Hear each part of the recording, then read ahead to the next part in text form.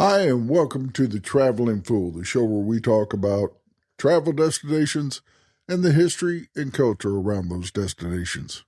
I'm your host, Bob Bales, and today I'm taking you to a place that has a Hall of Fame, a history of a president, and the Old West. That's right, I'm talking about Abilene, Kansas. So stay tuned and we'll be right back.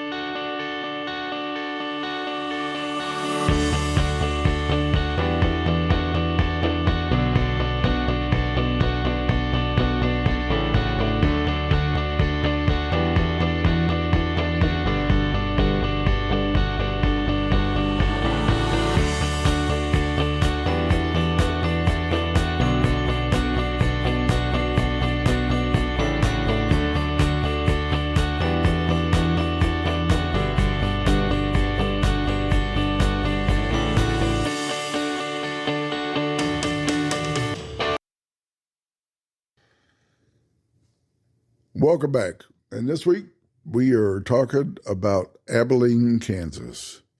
It is one of the best small town destinations in America. And that's not just me telling you that. They actually won the award. But Abilene, Kansas has a little bit of everything from Old West history to presidential history to a Hall of Fame museum, which I did not know about until I arrived there and was pleasantly surprised. But Abilene is where the Chisholm Trail ended. In fact, Abilene started because of the cattle drives.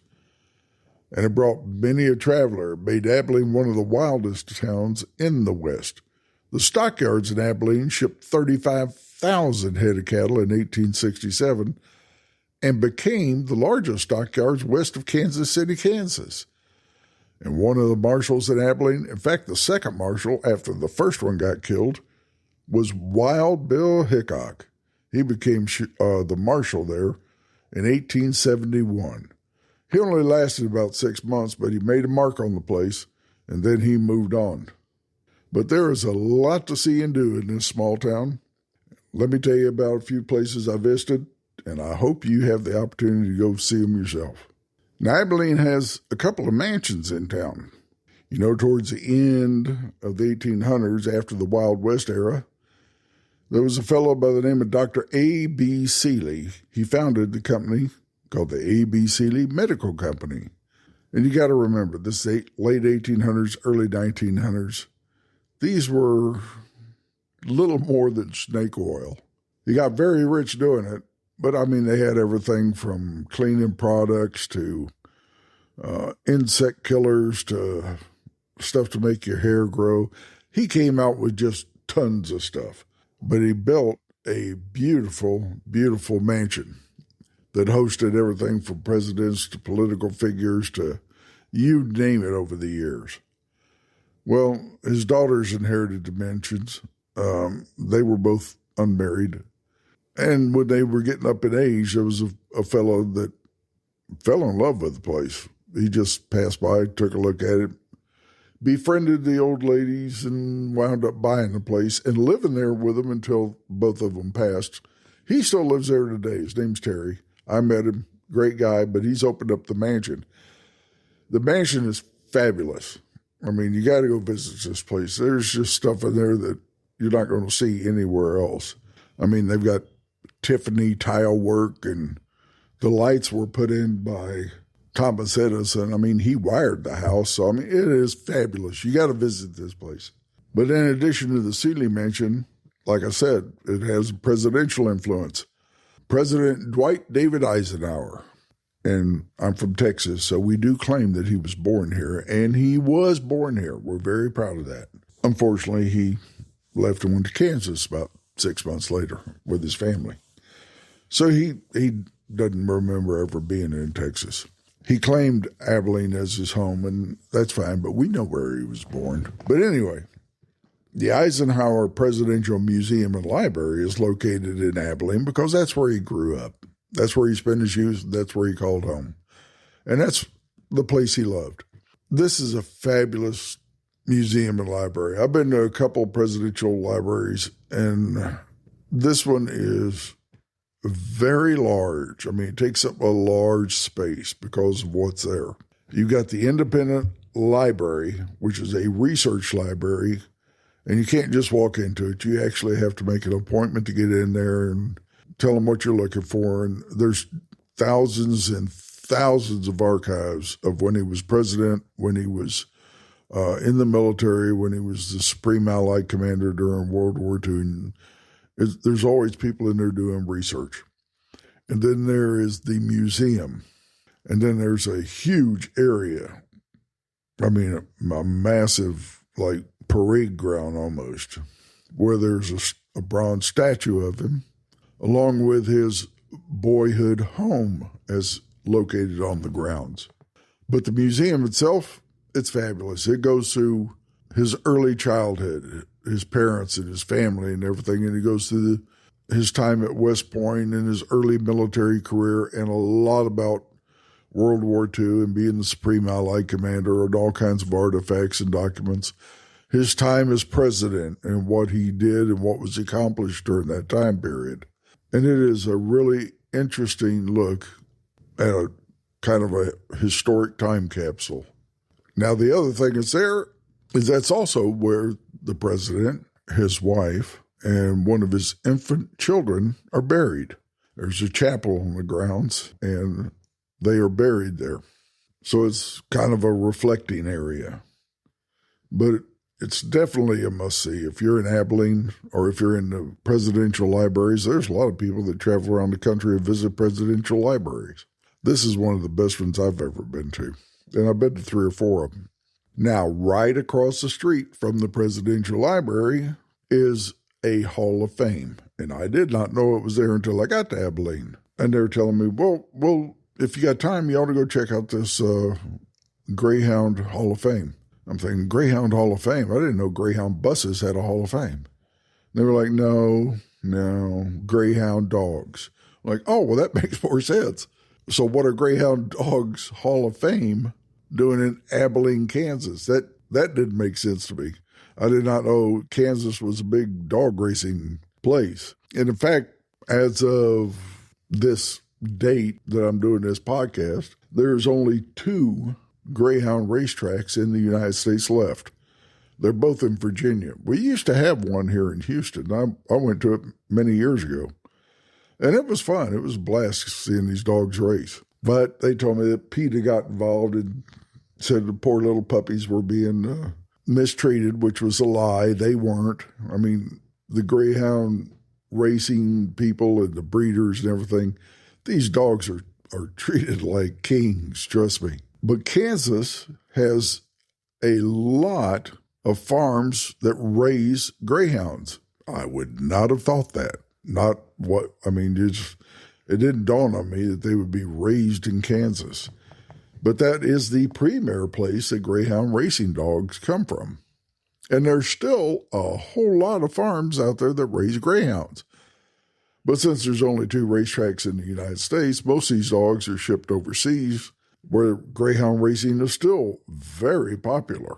And these breeders take extremely good care of these dogs. I mean, they are treated to the best of everything because, I mean, it's a purebred dog raised specifically for racing, just like horses or some of these thoroughbreds are treated magnificently well because they're used for racing, and the people that buy them have a huge investment. So no, they're not mistreated. But they have the Hall of Fame there. And what is really cool is when you walk in the door, these 2 big old greyhounds come running out, well, kind of trotting out from the back office where they lay down and sleep all the time. And they just come trotting out to greet you. They don't bark. They don't jump on you. They just come trotting out and stand right next to you and look at you like, well, are you going to pet me or not? So, they're just friendly as all get out. They're beautiful dogs. So after about 2 or 3 minutes of petting them and just gushing all over them, they look at you and go, okay, that's enough. And they turn around, walk out, and go back into the office and lay down and go to sleep. And the lady that was there goes, yep, that's what they do. They greet everybody, then they turn around and go right back to sleep. But the Hall of Fame is fantastic. It gives you all kinds of perspective on some of the famous dogs, the history of greyhound racing, the history of it in America, some of the important people in the industry. But while I was there, I was asking her, I said, well, these are ex-racing dogs. She goes, yeah, they only race for a couple of years and they retire them and they get adopted out. And so people adopt them. She goes, I've got a couple of them. I said, really? She goes, well, if you want to learn more, there's actually one of the organizations in the back room that's having a meeting today, and they handle adoption. So I went back there and talked to them, and there was a couple of more greyhounds back there. Did the same thing, just come walking up to me, wanted to be petted, turned around, went back and laid down. And I said, so tell me about this. They said, well, we're associated with the premier licensed and sanctioned body that handles a lot of the adoptions. And they're some of the best pets you could ever have if you just want a pet. She goes, they're not good guard dogs. They're great pets, but they're not good guard dogs because everybody's a friend to them, and they don't do anything but just lay around. She was telling me about once or twice a day, you got to let them out in the backyard, which needs to be fenced, or you need to have a big area where they can run around because they love to run. That's what they're bred for. Said, you let them out, they run around like crazy for 10, 15 minutes at full blast. And then they're tired. They're like, okay, that's it. They come back in the house, they go down, lay down. And they just want to lay there and be petted and eat and sleep. And twice a day, they want to get out and run. She goes, they're great pets. They follow you all through the house, and they just want to be with you and want to be petted on. That's it. But the Hall of Fame, if you get a chance, you got to go visit it. And it's right across the street from the Presidential Library Museum, so you can't miss it. Now, one of the other things to see while you were there is the Dickinson County Heritage Center, which is kind of like a little museum. It tells you all about Dickinson County. It goes into a lot of Eisenhower stuff from his family and things, but it also goes into the history of Dickinson County and things like that. It's real interesting. And once you get through the inside part, you walk out the back door, and there is a huge area with a bunch of buildings that have been relocated there. So you can see some of the old buildings and walk through them and see what they have to offer. But one of the big things there and the big draw is a 1901 C.W. Parker carousel. These are the old carousels with the hand-carved horses and stuff like this. And the music, that's the original music machine that's mechanical. And there's a guy sitting out there who's just waiting for you to come up, bring your kids, or if you want to do it, that's fine too, and ride that thing. And he turns it on, the music plays, and it goes around 3 or 4 times. And how often do you get a chance to ride a carousel that was built in 1901? But it's fabulous. I mean, it's amazing that this thing used to be taken down and put together almost weekly when it traveled around the country. But it's a great place, and the County Heritage Center is really cool. A lot of interesting stuff in there. Also in that general vicinity is old Abilene town. Now, unfortunately, a lot of the old buildings from the Wild West days are gone, but you can go to old Abilene town. There are some old buildings that have been moved there and a lot reconstructed to resemble what Abilene looked like back in the day. In fact, one of the buildings, when you walk in there, it has a diorama of miniature setting of Abilene, where you can punch a button, it'll tell you what happened there and what was going on at this location. And the place was full of saloons, as you could imagine, but it had all kinds of interesting stuff happen there. And they do recreations and gunfights every now and then and things like that. The kids have a blast, but it's a lot of history there, and it's just really cool. And it's located right next to the railroad, the old railroad, the steam engine type railroad, where you can buy a ticket and they'll take you on a steam engine railroad locomotive ride. And they do themed rides and stuff every now and then too, I understand. But I wanted to go, didn't get a chance to. And it goes, 20, 30 miles up the track, turns around and comes back. But there's always people riding that thing. And it looked like a blast. I would have loved to have gone on it had I had the opportunity. But there's all kinds of things to see and do around Abilene. Because Eisenhower grew up there, they have things like the world's largest I Like Ike button. Now, when Eisenhower was running for president, had a campaign button that said, I like Ike. That's what everybody wore. Well, they got the world's largest there in downtown, along with the world's largest belt buckle. So you got to get your picture taken with the world's largest belt buckle, get you a selfie, put it on your Instagram, show everybody you were in Abilene. And there's just all kinds of other stuff there. They have the Eisenhower Park and Rose Garden, which is a beautiful rose garden and cool park. And there's a lot of playgrounds and stuff nearby in a other area along with the public swimming pool and everything. So it's really cool. I drove by there and took some photos of it. Then they have the Little Ike Park, which is just a little bitty park in downtown. It's got a little statue of Eisenhower when he was a youth and a couple other things. But, you know, the tourism people do a great job of promoting Abilene. And one of the things people like to do when they travel is take photos of stuff. So they've got a couple of little photo challenges or tours you can take. One is the Cowboy Art Tour, the Cowboy Boot Art Tour, I should say. They've got these boots, I think they're made out of concrete, I don't know, but they're intricately and hand-painted at various themes. And they stand 3.5 foot tall, something like that. And they're all over town. There's probably 15 of them. And so you can either ask the tourism place, you know, where's all these boots located so I can go get photos of them. Or you can kind of have a mystery of just trying to find them on your own. But one of them's right next to the tourism place, which is right downtown near the railroad tracks. It's got a big boot sitting out front along with a phone booth, like one of these old English phone booths. Why it's there, I don't know. At least for some reason, I remember seeing one there. I'm hoping there's one there. Otherwise, I'm going to sound silly telling you about it. But I could swear there's like an old English phone booth sitting out front of this tourism place. But they got them like painted up like the C.W. Parker carousel boot, the Wild Bill Hickok boot, and a patriotism boot, and one that talks about the history of farming and the cattle industry and stuff. And another thing you can do is the mural tour. I like to take photos of murals when in these towns because every town has, well, not every one of them, but a lot of them have murals painted. And these are different than just graffiti.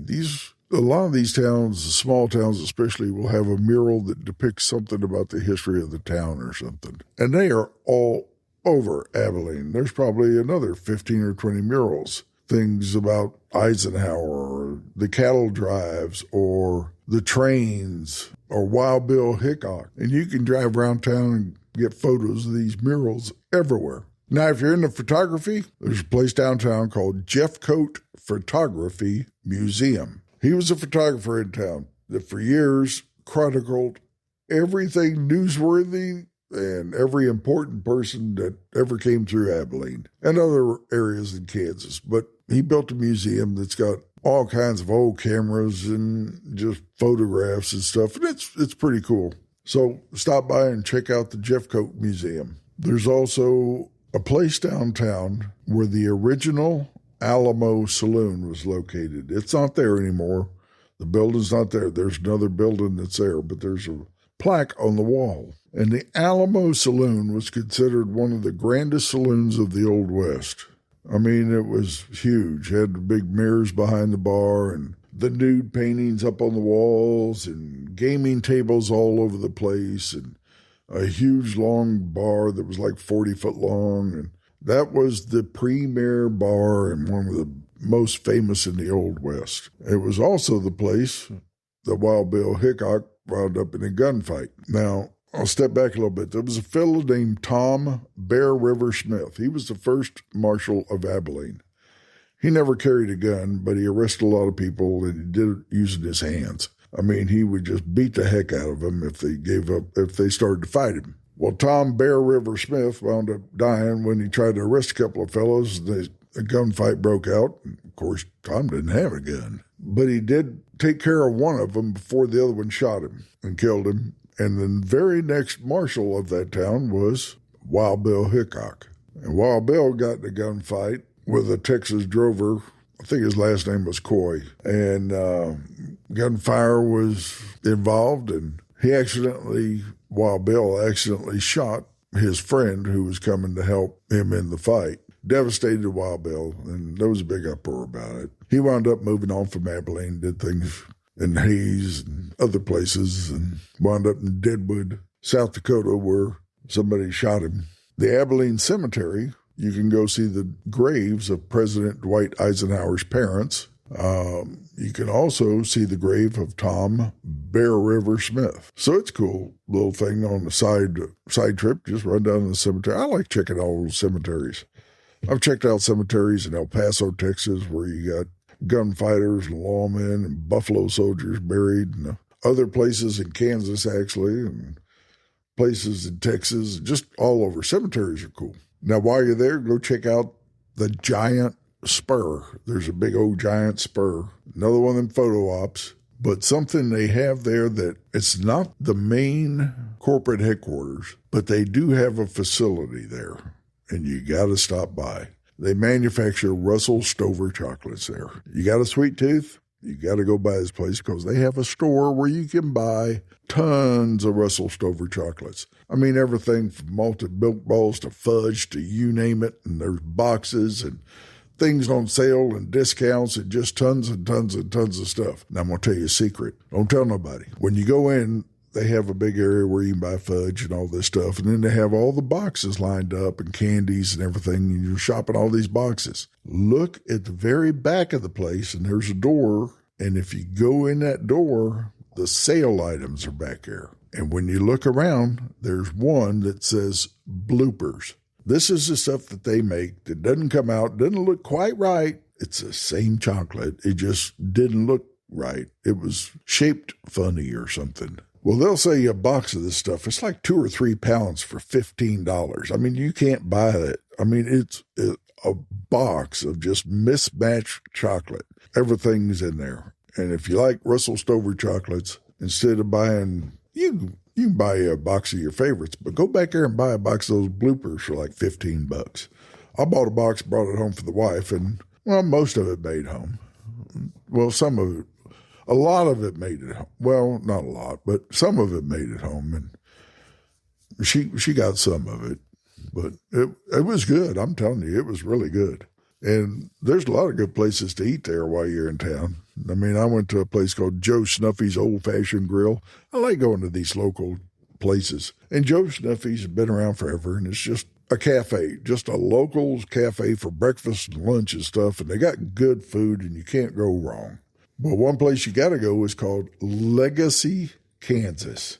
Now, let me tell you about this place. Legacy, Kansas is located at the Brookville Hotel, which is an old hotel, like 100 years old. And I think it's still a hotel. You can actually get a couple of rooms there. But downstairs is the Legacy, Kansas restaurant. They don't tell you this, so you look silly because for some reason the lady at the front, I believe, thinks everybody should know how they operate when you walk in. So I'm going to tell you how they operate. When you walk into that place, there's a little slip of paper, which is the menu, and it's either chicken or steak. At least it's always chicken, and I think most of the time it's steak. That's it. That's what's on the menu. And you tell her what you want, and then you go sit down. Now, I ordered my meal. So if you order steak, they bring you a steak. But if you order the chicken, which 99% of the people do, it comes out on a platter. They serve it family style. And we're talking 15 pieces of chicken on a platter. And you can get more. And they bring all the fixings out. I mean, they just cover the table with fixings. They bring you your salad, and they bring you all kinds of stuff out there. And then at the end, they bring you the ice cream and everything. But that's the thing to know. When you walk up there, you're going to order before you ever go sit down. Then at the end, you can pay. But get the chicken, try it out. It's really good. Famous place in town. Everybody will tell you, go to Legacy, Kansas, have the chicken. Another good place to check out is Munson Prime Tap House. It's a cool place to check out, along with M&R Grill. They've got some pretty good food there. I checked them out. It was good. Downtown, they've got Rackets Tap House, Rackets, Racket. I know my Texas accent, along with the raspy voice from my many cigars, does not always come off right. But Rackets Tap House is a cool place. Beer, whiskey, good place. There was a huge crowd the night I stopped by. A lively place, and it's just a real cool place to check out. It's right next to that Little Ike's Park.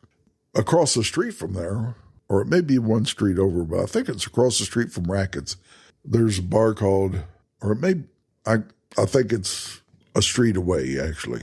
It's called Hickox, named after Wild Bill, but it's a bar. They also serve food. They're open for, you can go in there for lunch. There's burgers and barbecue and stuff, and big old long bar, and just a cool place to check out.